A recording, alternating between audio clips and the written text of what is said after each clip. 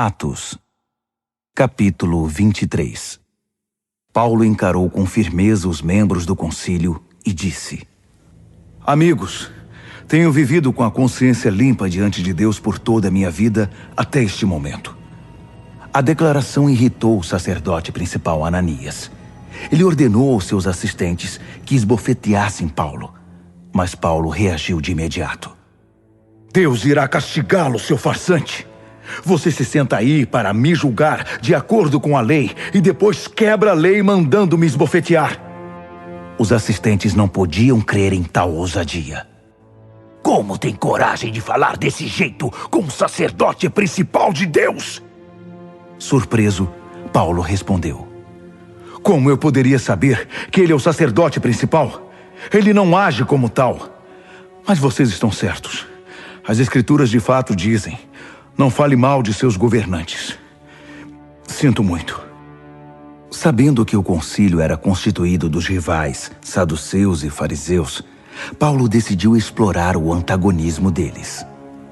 Amigos, sou fariseu convicto de uma longa linhagem de fariseus. E por causa das minhas convicções de fariseu, a esperança na ressurreição dos mortos é que fui trazido a este tribunal. Quando ele disse isso, o concílio se dividiu. Fariseus e saduceus passaram a se atacar uns aos outros com argumentos irados. Os saduceus não acreditam em ressurreição nem em anjos, nem mesmo em espíritos, mas os fariseus acreditam em tudo isso. A confusão estava armada. Os líderes religiosos do lado dos fariseus gritavam para os outros: Não vemos nada de errado com este homem. E se um espírito falou com ele? Ou talvez um anjo? E se estivermos lutando contra Deus? Foi como jogar lenha no fogo. A discussão tornou-se tão violenta que o capitão ficou com medo de que partissem Paulo ao meio. Assim, ordenou aos soldados que o tirassem dali e o escoltassem de volta à fortaleza em segurança.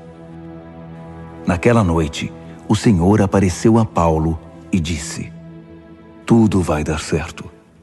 Tudo vai acontecer para o melhor. Você tem sido minha boa testemunha aqui em Jerusalém.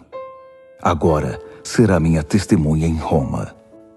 No dia seguinte, os judeus tramaram um plano contra Paulo.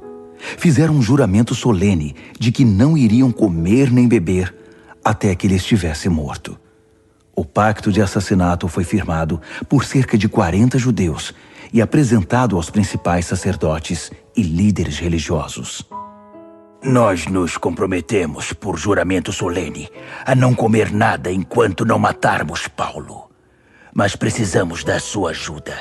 Enviem uma petição ao concílio para que o comandante traga Paulo de volta, a fim de que vocês possam investigar melhor as acusações, e nós faremos o resto. Antes que ele chegue aqui, nós o mataremos. Vocês não serão envolvidos. No entanto, o sobrinho de Paulo, filho da irmã dele, ouviu-os planejar a emboscada. Correu à fortaleza e contou a Paulo que chamou um dos centuriões e disse: Leve este rapaz ao comandante da guarda. Ele tem algo importante a dizer. O centurião levou-o ao comandante e disse: O prisioneiro Paulo pediu-me que trouxesse este rapaz. Disse que ele tem algo urgente para dizer. O comandante tomou-o pelo braço e o levou para um lugar à parte. O que é? O que você tem a me dizer? Perguntou. O sobrinho de Paulo disse: Os judeus estão tramando contra Paulo. Vão pedir que o senhor leve Paulo ao concílio bem cedo, sob o pretexto de investigar melhor as acusações contra ele. Mas é uma armadilha para tirá-lo daqui. Eles vão matá-lo. Neste exato momento, mais de 40 homens estão preparando uma emboscada para ele. Todos fizeram um voto de não comer nem beber até que o matem. A emboscada está preparada.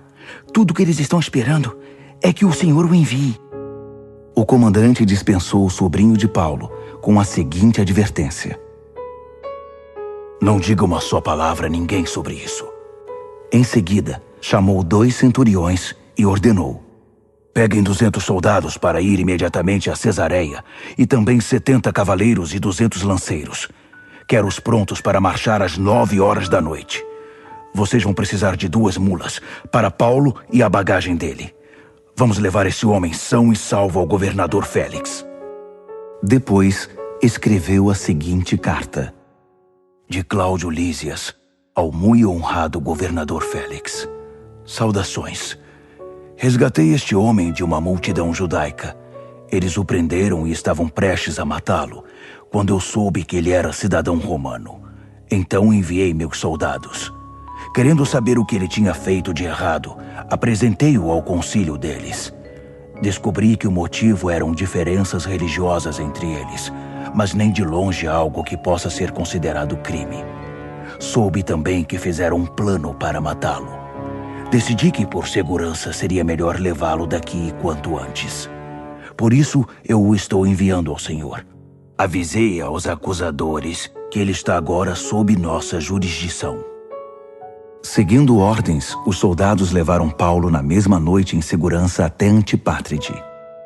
De manhã, voltaram aos seus alojamentos em Jerusalém, enviando Paulo para Cesareia sob a guarda da cavalaria, que entrou em Cesareia e entregou Paulo e a carta ao governador. Depois de ler a carta, o governador perguntou a Paulo de que província ele era.